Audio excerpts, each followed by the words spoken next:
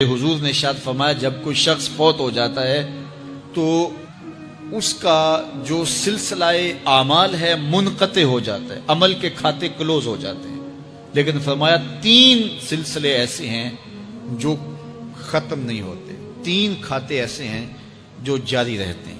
اللہ اکبر۔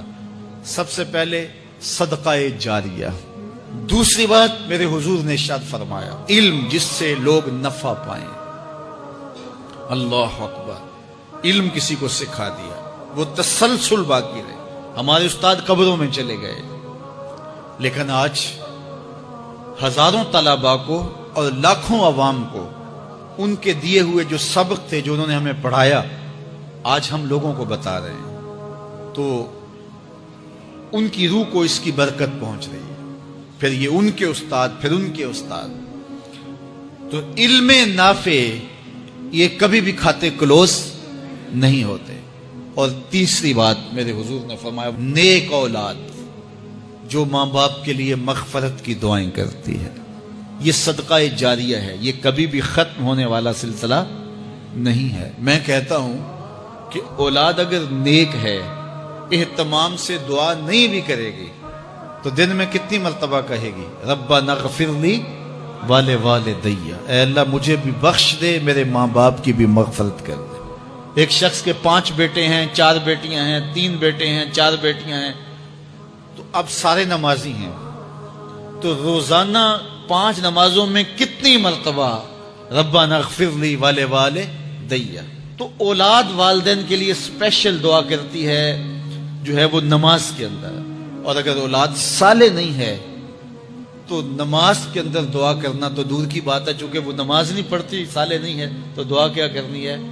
ایسی اولادوں کو بھی میں جانتا ہوں جنہوں نے اپنی سکی ماں کا جنازہ نہیں پڑھا، سکے باپ کا جنازہ نہیں پڑھا۔ ویسے ایک ایسے بد نصیب کو میں جانتا ہوں جس نے واقعتاً نہیں پڑھا، آیا ہی نہیں، قبرستان میں بھی نہیں آیا، لیکن بہت سارے ایسے لوگوں کو میں جانتا ہوں جو قبرستان میں آئے ہیں لیکن اپنے باپ کا، اپنی ماں کا جنازہ نہیں پڑھا، جنازگاہ میں کھڑے رہے، جنازہ نہیں پڑھا۔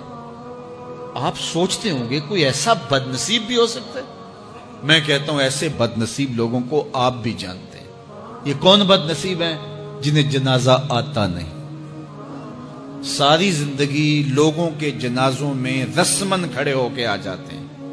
جنازہ آتا ہو تو کچھ پڑھے، جاتے ہیں ہر جنازے میں ہیں لیکن نماز جنازہ ہی نہیں آتی، تو کھڑے ہو کے لوگوں کو دیکھ کر کے سلام پھیر دیا، لوگوں کو دیکھ کر کے ہاتھ چھوڑ دیے، اور جو ہے وہ جنازہ پڑھنے گئے تھے۔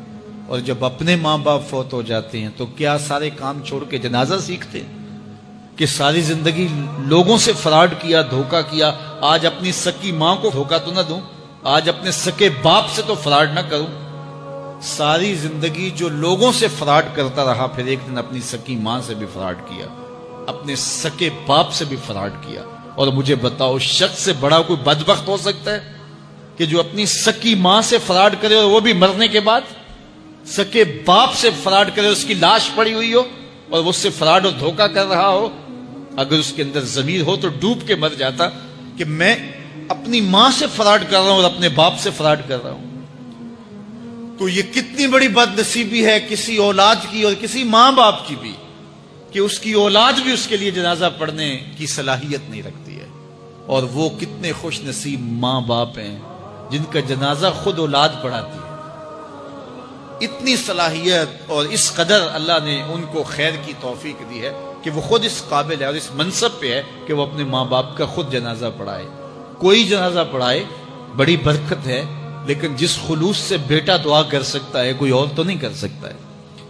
تو اپنی اولادوں کو نماز جنازہ سکھاؤ، اپنی اولادوں کو دین سکھاؤ، یہ عادی بن جائے نماز کے، تاکہ بعد از انتقال دعاؤں کے سلسلے جاری رہیں۔ جو شخص روزانہ اپنے والدین کے لیے مغفرت کی دعا مانگے، والدین زندہ ہوں تب بھی، فوت ہو گئے ہوں تب بھی، علماء فرماتے ہیں ساری زندگی اس کے رزق میں بے برکتی نہیں آ سکتی۔